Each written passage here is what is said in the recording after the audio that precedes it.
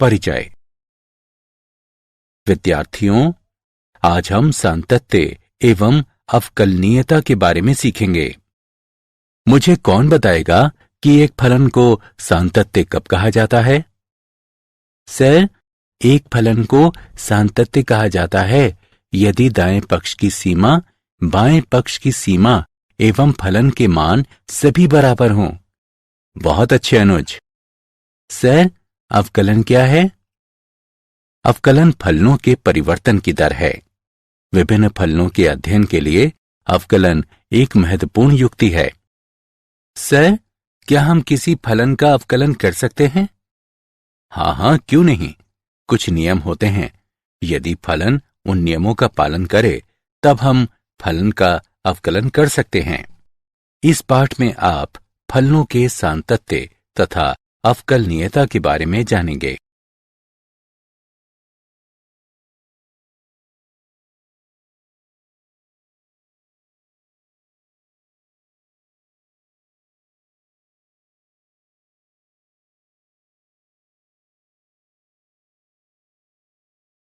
उद्देश्य। इस पाठ के अंत में आप निम्न करने में सक्षम हो जाएंगे। फलन सातत्य है अथवा नहीं, इसकी जांच करना। एक विवृत्त और संवृत्त अंतराल में फलन सातत्य है अथवा नहीं, इसकी जांच करना। सातत्य फलनों पर बीजगणितीय संक्रियाएं लागू करना। संयुक्त फलनों का अवकलन ज्ञात करना। अस्पष्ट फलनों का अवकलन ज्ञात करना। प्रतिलोम त्रिकोणमितीय फलनों का अवकलन ज्ञात करना। चर घातांकीय फलन एवं लघु गणकीय फलनों का अवकलन ज्ञात करना। फलनों के प्राचलित रूपों का अवकलज ज्ञात करना। द्वितीय कोटि का अवकलज ज्ञात करना। माध्यमान प्रमेय की व्याख्या करना और फलन माध्यमान प्रमेय को संतुष्ट करता है अथवा नहीं, इसकी जांच करना।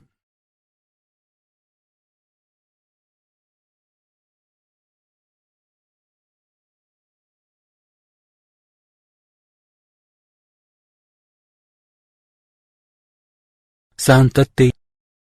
एक फलन f(x) को अभ्यंतर बिंदु x बराबर a या इसके प्रांत पर संतत कहा जाता है यदि limit x tends to a f(x) बराबर fa हो।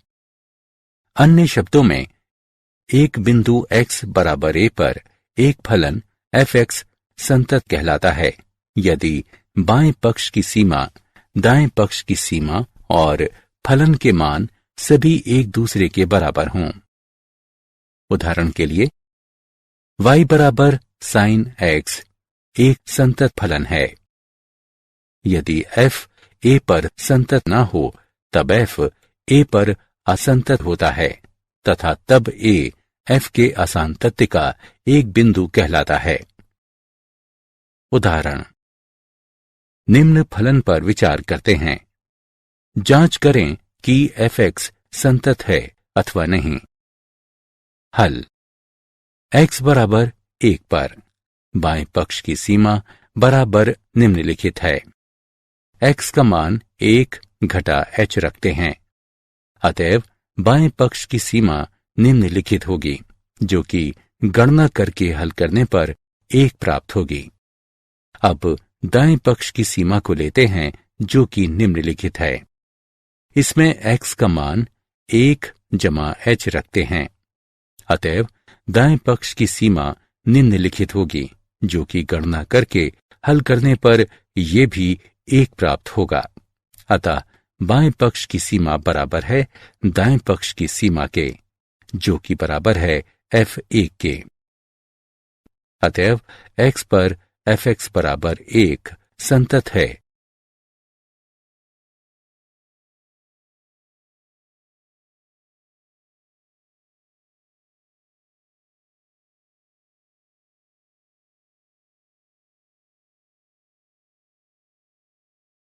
सातत्य। विवृत्त अंतराल पर सातत्य। एक फलन f(x) को विवृत अंतराल ए बी का संतत कहा जाता है यदि वो ए बी के प्रत्येक बिंदु पर संतत हो। संवृत्त अंतराल पर सातत्य। एक फलन f(x) को एक विवृत अंतराल ए बी पर संतत कहा जाता है यदि x बराबर a पर f(x) दाएं से संतत है, x बराबर b पर f(x) बाएं से संतत है, विवृत अंतराल a b के प्रत्येक बिंदु पर f(x) संतत है।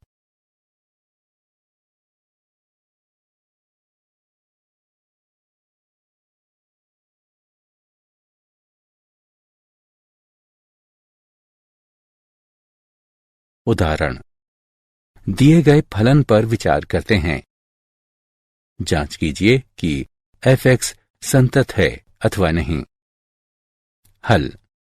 जब x 0 से बड़ा हो तब f(x) बराबर x वर्ग, जो एक बहुपद फलन है, संतत है। जब x 0 से छोटा हो तब f(x) बराबर x, जो एक तत्समक फलन है, संतत है। अब केवल x बराबर 0 संदिग्ध बिंदु है। बाएं पक्ष की सीमा बराबर निम्नलिखित है। इसमें x का मान 0 घटा h रखते हैं। अतः बाएं पक्ष की सीमा निम्नलिखित होगी, जो कि गणना करके हल करने पर 0 प्राप्त होगी। दाएं पक्ष की सीमा बराबर निम्नलिखित है। इसमें x का मान 0 जमा h रखते हैं। अतः दाएं पक्ष की सीमा निम्नलिखित होगी, जो कि गणना करके हल करने पर यह भी 0 प्राप्त होगी। अब f(0) बराबर 0 है। अतः बाएं पक्ष की सीमा बराबर है दाएं पक्ष की सीमा के, जो कि बराबर है f(0) के। f(x) x बराबर 0 पर संतत है। अतएव f(x) संतत फलन है।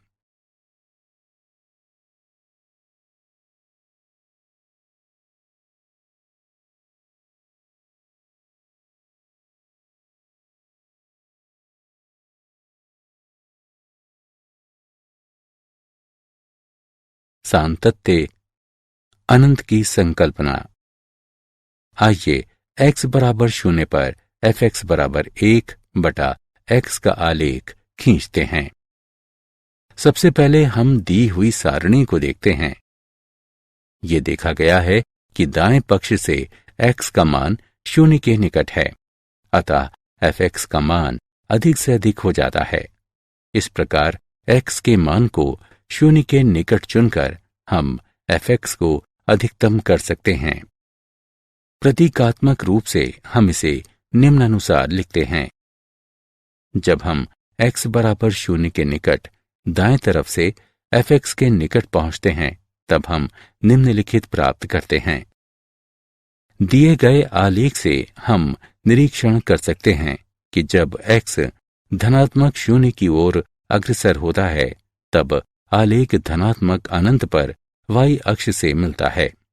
इसी प्रकार जब x ऋणात्मक 0 की ओर अग्रसर होता है, तब आलेख ऋणात्मक अनंत पर y अक्ष से मिलता है।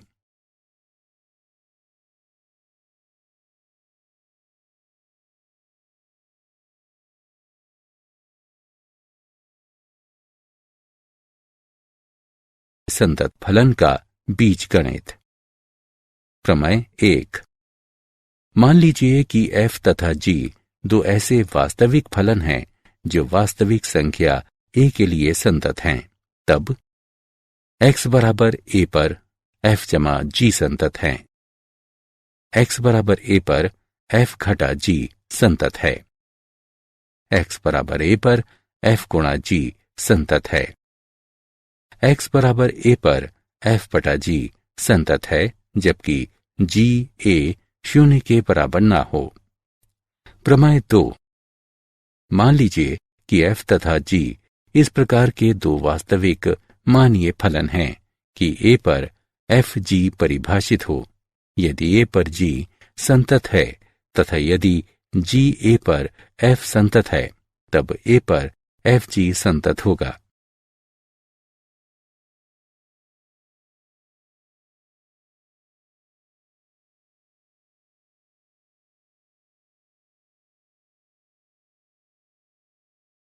उदाहरण, माना कि एफ एक्स बराबर 2x घटा 1 तथा जी एक्स बराबर x जमा 5 बटा 2 है। एफ जी एक्स का फलन ज्ञात कीजिए। हल, दिया है जी एक्स बराबर x जमा 5 बटा 2, इसलिए एफ जी एक्स बराबर है एफ जी एक्स के, जो कि गणना करके हल करने पर x जमा 4 के बराबर होगा।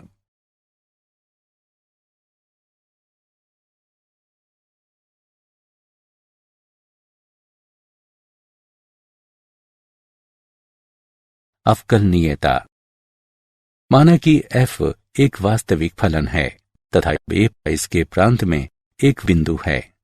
यदि h एक छोटी स्वच्छ संख्या है तब a पर f का अवकलज निम्नानुसार परिभाषित किया जाता है, बशर्ते इस सीमा का अस्तित्व हो। a पर f के अवकलज को f डैश a अथवा निम्नलिखित द्वारा निरूपित किया जाता है। फलन को निम्नानुसार परिभाषित किया जाता है। एक फलन का अवकलज प्राप्त करने की प्रक्रिया अवकलन कहलाती है। एक फलन अपने प्रांत में एक बिंदु A पर अवकलनीय होता है यदि दोनों सीमाएं अर्थात बाएं पक्ष की सीमा तथा दाएं पक्ष की सीमा परिमित तथा समान हो। प्रमेय, यदि एक फलन f एक बिंदु A पर अवकलनीय हो तब वो उस बिंदु पर संतत भी होता है।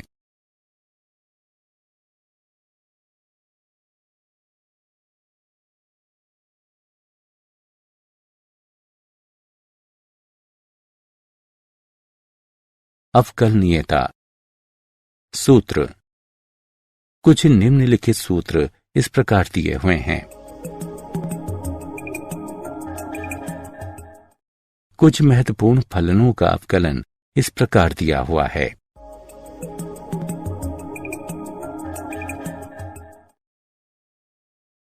संयुक्त फलन का अवकलन, माना कि y बराबर एफ टी और t बराबर जी एक्स है, जहां f और g दोनों अवकलनीय फलन हैं, तब y बराबर एफ जी एक्स x का एक फलन है तथा अवकलनीय भी है।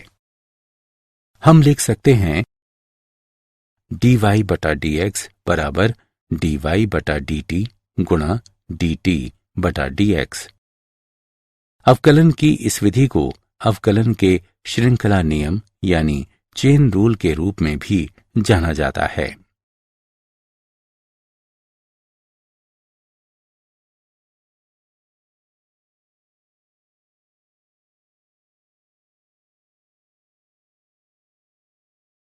उदाहरण, निम्नलिखित फलन का अवकलन ज्ञात कीजिए।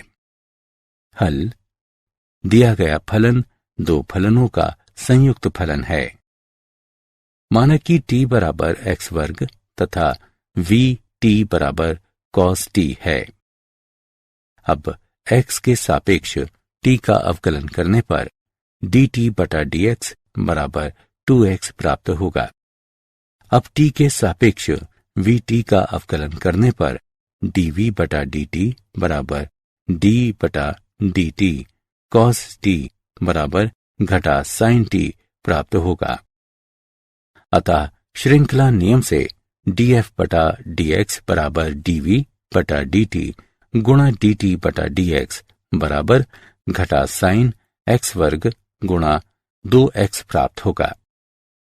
t बराबर x वर्ग का मान रखने पर घटा sin x वर्ग गुणा 2x जो कि बराबर है घटा 2x sin x वर्ग गुणा 2x प्राप्त होता है।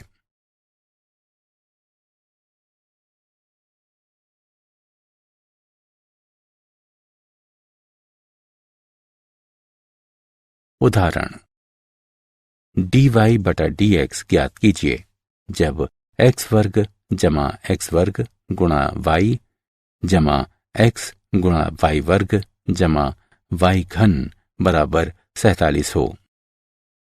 हल। निम्नलिखित समीकरण दिया गया है। एक्स के सापेक्ष अवकलन करने पर हमें निम्नलिखित प्राप्त होता है। dy बटा dx को छोड़कर दाएं पक्ष में पदों का स्थानांतरण करते हैं तथा बाएं पक्ष से dy बटा dx को उभयनिष्ठ लेने पर हमें निम्नलिखित प्राप्त होता है।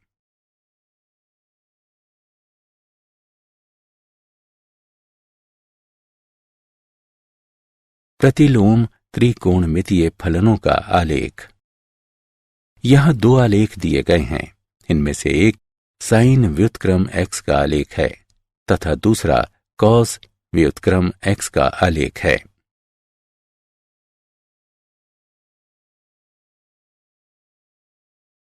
उदाहरण f(x) बराबर कॉस व्युत्क्रम x से दिए गए f का अवकलन ज्ञात कीजिए तथा मान लीजिए कि ये अस्तित्व में है। हल। माना कि y बराबर कॉस व्युत्क्रम x है, x बराबर कॉस y है। x के सापेक्ष दोनों तरफ अवकलन करने पर हमें dy बटा dx बराबर घटा 1 बटा साइन y प्राप्त होता है।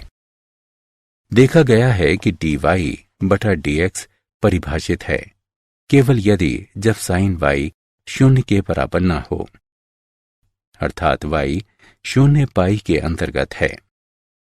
यह इंगित करता है कि साइन y 0 से बड़ा है, अर्थात साइन y वर्गमूल 1 घटा कॉस वर्ग y है। dy बटे dx बराबर घटा 1 बटे वर्गमूल 1 घटा कॉस वर्ग y जो कि घटा 1 बटे वर्गमूल 1 घटा x वर्ग के बराबर है। चर घातांकीय और लघुगणकीय फलन। चर घातांकीय फलन 10 के आधार वाला घातीय फलन साधारण घातीय फलन कहलाता है। x के सापेक्ष e की घात x का अवकलन e की घात x है, अर्थात d बटा dx e घात x बराबर e घात x है। अनंत श्रृंखला 1 जमा 1 बटा 1 क्रम गुणन जमा 1 बटा 2 क्रम गुणन जमा 1 बटा 3 क्रम गुणन जमा इत्यादि के योगफलन को e से निरूपित किया जाता है। e का अनुमानित मान 2.7183 होता है। ये एक अपरिमेय संख्या है। e घात 0 का मान बराबर 1 होता है। आधार के रूप में इस e का उपयोग करने पर हम घातीय फलन y बराबर e घात x प्राप्त करते हैं। इसे प्राकृतिक घातीय फलन कहा जाता है। y बराबर e की घात x तथा y बराबर x के लॉग के आधार पर e का आलेख परस्पर दर्पण प्रतिबिंब होता है। लघुगणकीय फलन x के सापेक्ष लॉग x का अवकलन 1 बटा x है, अर्थात d बटा dx लॉग x बराबर 1 बटा x है। लघुगणकीय फलन के गुणधर्म निम्नलिखित हैं।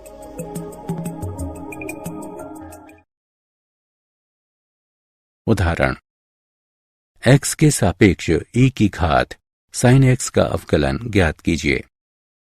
हल। माना कि y बराबर e की घात sin x है। श्रृंखला नियम का उपयोग करके इसे हल करने पर हमें e घात sin x गुणा cos x प्राप्त होगा।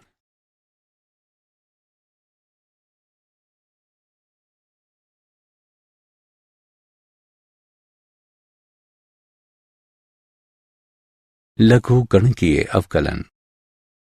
अब हम निम्नलिखित फलन के प्रकारों का अवकलन निकालते हैं। सर्वप्रथम हम दोनों पक्षों पर लघुगणक लेते हैं तथा फिर x के सापेक्ष दोनों पक्षों का अवकलन करते हैं।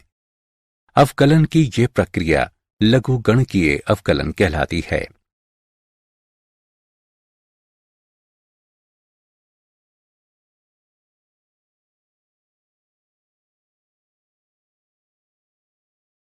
उदाहरण, x के सापेक्ष x की घात x का अवकलन करते हैं।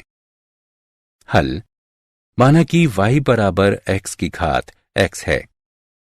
दोनों पक्षों का लघुगणक लेने पर हमें log y बराबर x गुणा log x प्राप्त होता है। x के सापेक्ष अवकलन करने पर हमें 1/y गुणा dy बटा dx बराबर x गुणा 1/x जमा log x जो कि बराबर 1 जमा log x है। dy बटा dx बराबर y गुणा 1 जमा log x। इसे समीकरण 1 से चिन्हित करें। जैसा कि हम जानते हैं कि y बराबर x की घात x है, तो y का मान समीकरण 1 में रखने पर हमें dy बटा dx बराबर x की घात x गुणा 1 जमा log x प्राप्त होता है। फलनों के प्राचलित रूपों के अवकलज। जब दो चरों के बीच का संबंध जो न ही स्पष्ट होता है और न ही अस्पष्ट होता है, किंतु प्रत्येक पहले दो चरों की एक तीसरे चर के साथ कुछ लिंक होते हैं, तब इस तरह के संबंध को प्राचलिक संबंध कहते हैं तथा तीसरा चर प्राचल कहलाता है। इस तरह के फलनों का अवकलन करने के लिए हम श्रृंखला नियम का उपयोग निम्नानुसार करते हैं। उदाहरण, dy बटा dx ज्ञात कीजिए यदि x बराबर साइन t, y बराबर cos 2t है। हल, हमारे पास x बराबर साइन t, y बराबर cos 2t है। t के सापेक्ष अवकलन करने पर dx बटा dt बराबर cos t, dy बटा dt बराबर घटा 2 साइन 2t हमें प्राप्त होता है। इस प्रकार श्रृंखला नियम से गणना करके हल करने पर हमें घटा 4x प्राप्त होता है। अतः dy बटा dx बराबर है घटा 4x के।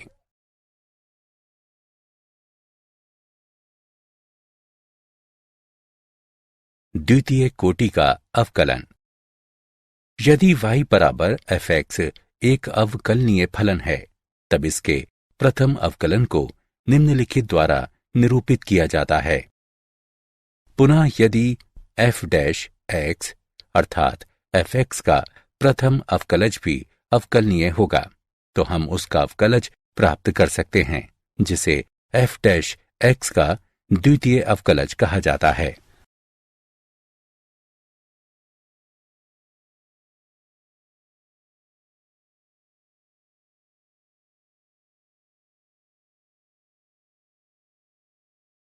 उदाहरण, d2y बटा dx वर्ग को ज्ञात कीजिए यदि y बराबर x घन जमा 5x वर्ग जमा 19 हो। हल, हमें निम्नलिखित ज्ञात है, अतः x के सापेक्ष y का अवकलन करने पर हमें dy बटा dx बराबर 3x वर्ग जमा 10x प्राप्त होता है। अब x के सापेक्ष dy बटा dx का अवकलन करने पर हमें d2y बटा dx वर्ग बराबर 6x जमा 10 प्राप्त होता है।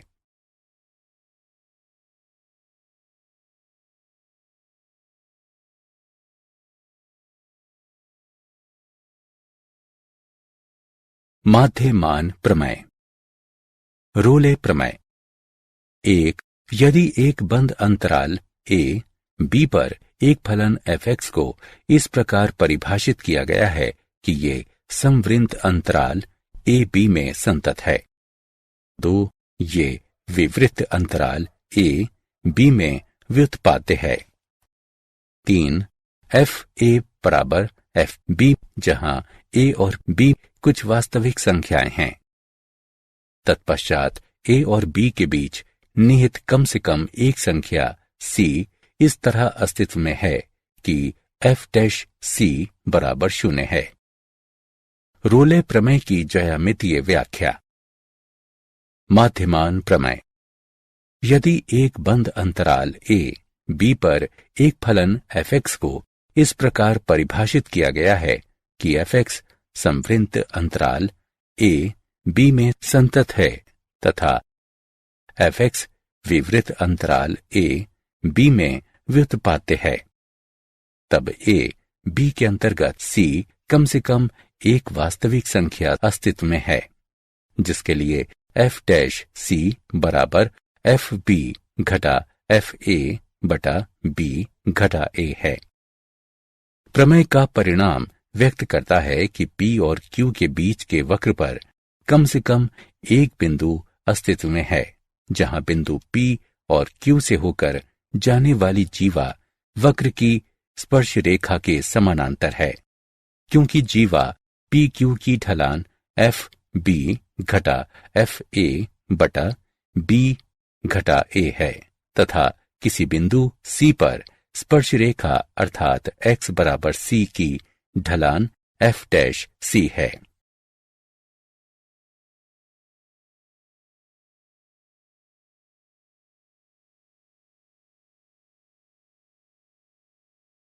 क्या आप जानते हैं गोटफ्रीड विल्हेम लेibniz एक जर्मन दार्शनिक, गणितज्ञ और तर्कशास्त्री थे, जिन्होंने स्वतंत्र रूप से अवकलन और समाकलन विकसित किया।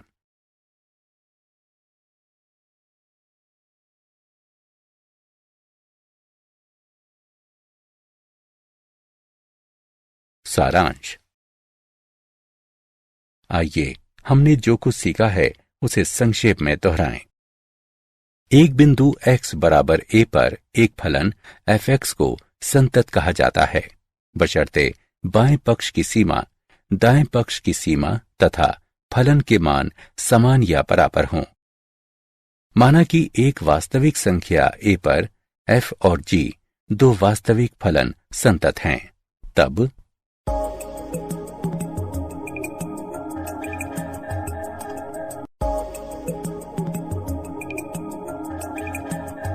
फलन f(x) का अवकलन निम्न प्रकार से परिभाषित किया जाता है।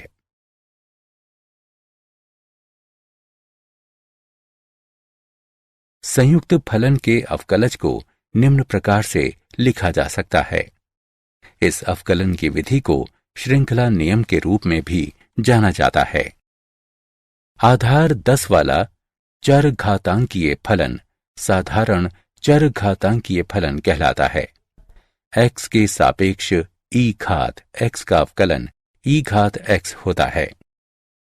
x के सापेक्ष log x का अवकलन 1 बटा x होता है। प्राचलिक रूपों में फलनों का अवकलन करने के लिए हम श्रृंखला नियम का उपयोग करते हैं।